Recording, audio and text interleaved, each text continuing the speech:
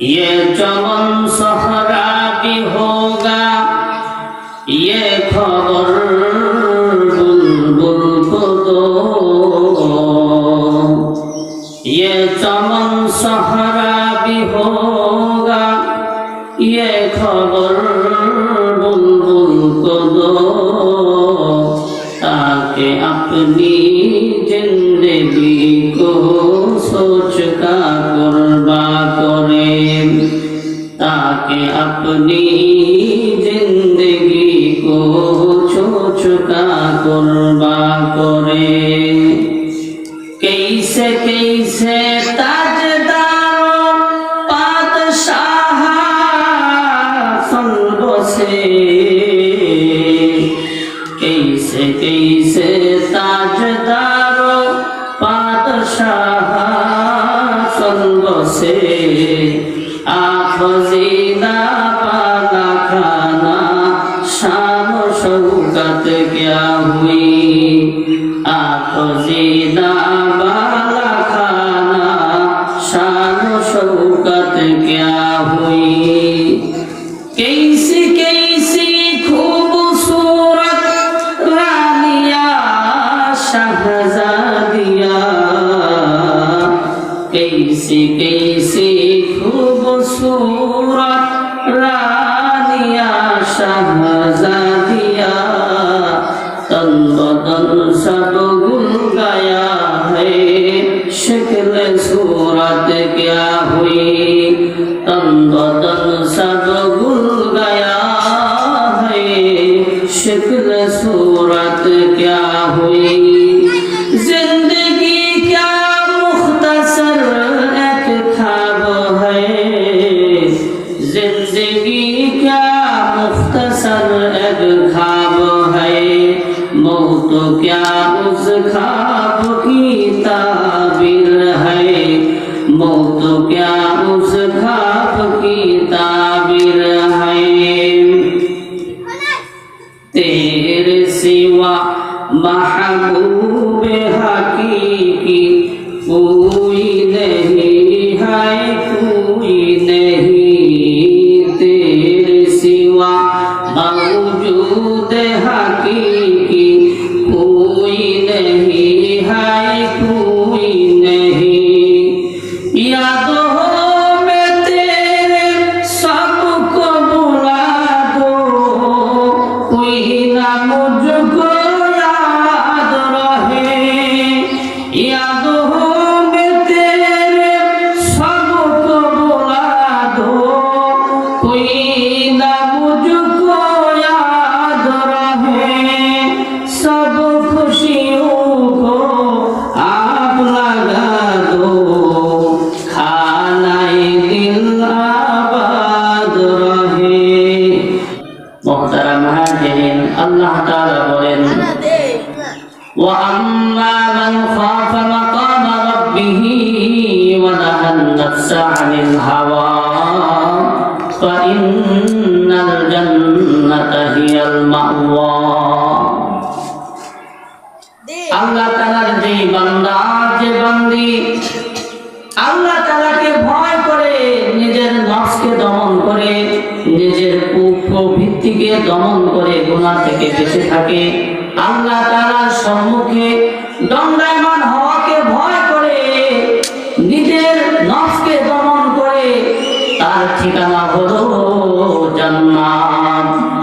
আল্লাহ তাআলা অন্যত্র বলেন, ওয়ালিমান খাফা মাকামা রাব্বিহি জান্নাতান। যে ব্যক্তি আল্লাহ তাআলার সম্মুখে দাঁড়ানোকে ভয় করে, তার জন্য রয়েছে দুইটা জান্নাত। যে ব্যক্তি আল্লাহ তাআলার সম্মুখে সামনে দাঁড়ানোকে ভয় করে, তার জন্য রয়েছে দুইটা জান্নাত। এক যুবকের ঘটনা, হাফেজ ইবনে আসাকির রাহমাতুল্লাহি আলাইহি আমর ইবনে জাবির রাহমাতুল্লাহি আলাইহি জীবনীতে উল্লেখ করেন, আমর ইবনে জাবির রাহমাতুল্লাহি আলাইহি অনেক বড় একজন আলেম ছিল, যোগ্যতা সম্পন্ন আলেমে দিন ছিল। তার জমানায় একজন যুবক ছিল, যে যুবক আল্লাহ তাআলার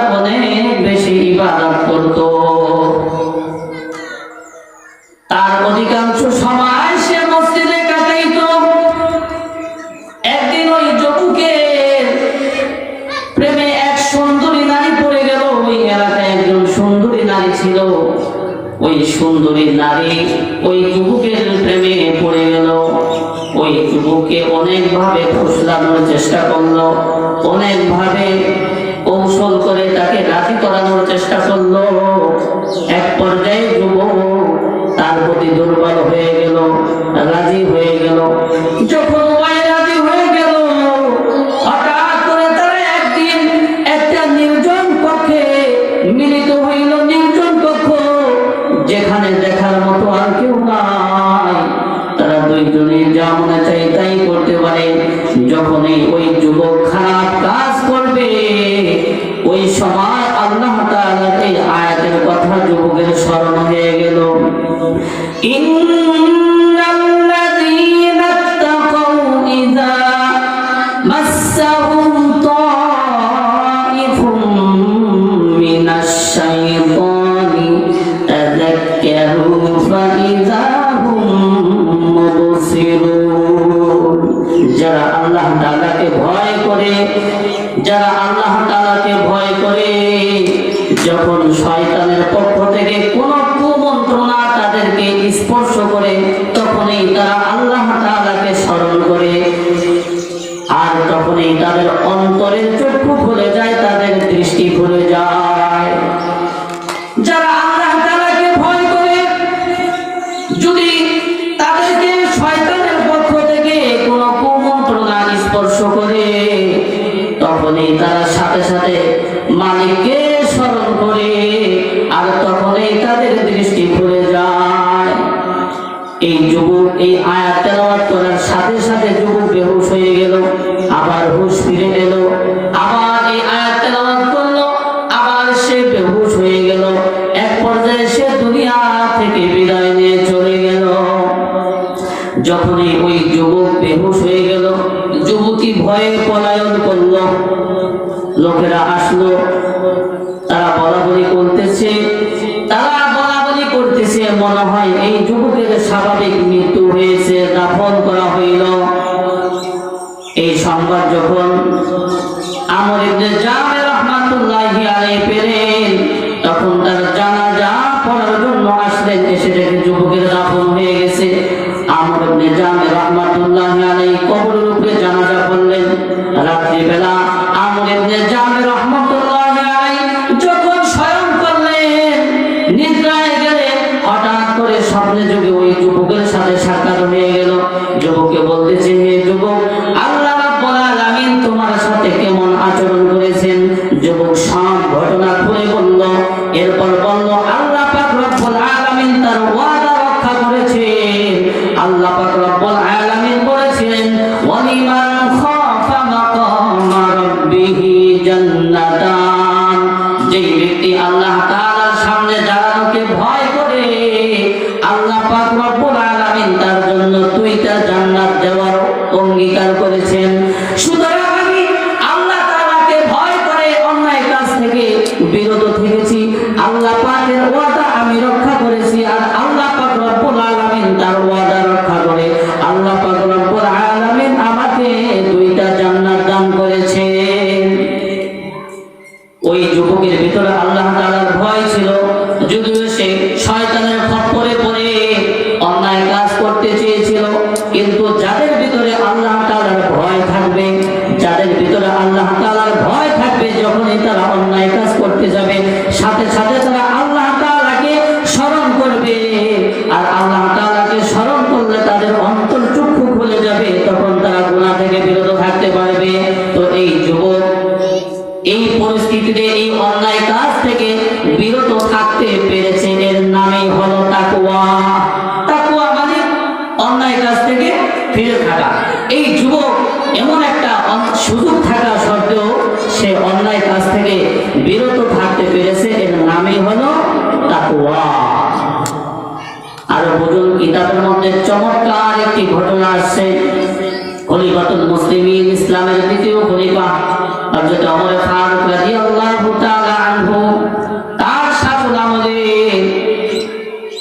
রাত্রিবেলা ওমর রাদিয়াল্লাহু তাআলা আনহু ঘুরে ঘুরে এলাকার মানুষের অবস্থা দেখতেন।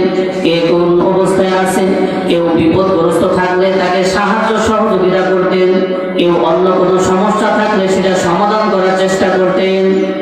একদিন তিনি তাহাজ্জুদ করে রাত্রিবেলা তিনি ভ্রমণ করতেছিলেন মদিনার অলিগলিতে দিয়ে। হঠাৎ করে মদিনার অদূরে এক ঘর থেকে এক মা আর মেয়ের দুইজন মহিলার আওয়াজ তার কানে ভেসে আসলো, যাদের পরস্পর সম্পর্ক হলো মা ও মেয়ে।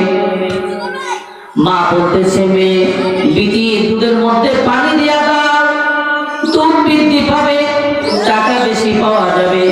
এদিকে মেয়ে বলতেছে, না না, খলিফাতুল মুসলিমিন হযরতে ওমর ফারুক রাদিয়াল্লাহু তাআলা আনহু দুধের মধ্যে পানি দিতে নিষেধ করেছেন, এই জন্য পানি দিতে পারবো না। মা বলতেছে, বেটি এত রাত্রে ওমর রাদিয়াল্লাহু তাআলা আনহু কোথা থেকে আসবে? এখন তো সব মানুষ ঘুমিয়ে রয়েছে। তখন ওই মেয়ে বলতেছে, ওমর রাদিয়াল্লাহু তাআলা আনহু যদিও না দেখে, কিন্তু আমার মালিক আল্লাহ তাআলা সব কিছু দেখতেছে, আমি পানি দিতে পারবো না। এক পর্যায়ে সে পানি দেয় নাই। সকাল হয়ে গেছে। হযরতে ওমর রাদিয়াল্লাহু তাআলা আনহু ওই মা এবং মেয়েকে তার দরবারে ডাকলেন। ডাকার পরে ওই মেয়ের সাথে তার ছেলে আব্দুল্লাহ রাদিয়াল্লাহু তাআলা আনহুর বিবাহ দিয়ে দিলেন। তাদের এই ঘরে জন্ম দিয়েছিল ইতিহাসের কিংবদন্তি আলেমে দ্বীন, ন্যায়পরায়ণ শাসক ওমর ইবনে আব্দুল আজিজ রাহমাতুল্লাহি আলাইহি।